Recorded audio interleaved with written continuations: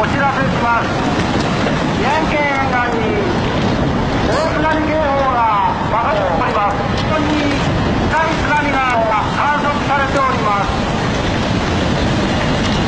沿岸部の方は直ちに高台などへ歩いて避難してください。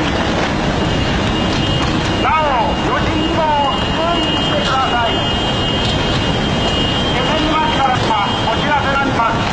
大津が危険になっております。警報と出されるでもかなり高い津波が観測されております。沿岸部の人は直ちに歩いて高台などへ避難してください。より注意してください。では出かけてから失礼します。今お知らせになって警報が出されております。大津波は情報でもあります。高い大きな波をされております。沿岸部の人は直ちに歩いて高台へ避難してください。なお余震にも十分注意してください。